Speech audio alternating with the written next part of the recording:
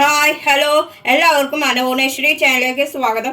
ഞാൻ ഇന്ന് ഉണ്ടാക്കാൻ പോകുന്നത് വെണ്ടയ്ക്ക മസാല ഫ്രൈ ആണ്. അതിന് വേണ്ട ഇൻഗ്രീഡിയൻസ് 100 കിലോ വെണ്ടയ്ക്ക ഇതേപോലെ കൊത്തിയരിഞ്ഞത്, ഒരു സവോള കൊത്തിയരിഞ്ഞത്, ഇത് 1.5 ടീസ്പൂൺ മുളക് പൊടി, 2 ടീസ്പൂൺ മല്ലിപ്പൊടി, 3/4 ടീസ്പൂൺ മഞ്ഞൾപ്പൊടി, കറിവേപ്പില, ഇഞ്ചി വെളുത്തുള്ളി. ഇത് കറിവേപ്പില ഇഞ്ചിയും വെളുത്തുള്ളിയും കൂടി ചതയ്ക്കാനുള്ളതാണ്.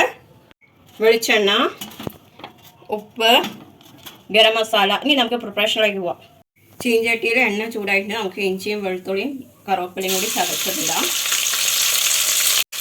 അതൊന്ന് മൂക്കട്ടെ. ഇനി നമുക്ക് സവാള കൊത്തിയിടാം. അതൊന്ന് മൂക്കട്ടെ.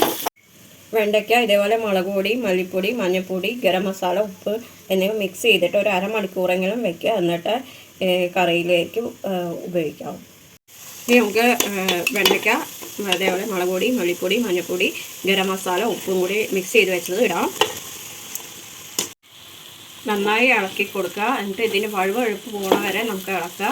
അതായത് വെണ്ടയ്ക്ക ഒന്നിനോടൊന്നും മുട്ടാതെ വിട്ട് നിൽക്കുന്ന തരത്തിൽ ആകുന്ന വരെ ഇളക്കി ഇതാക്കി ഫ്രൈ ചെയ്തെടുക്കാം.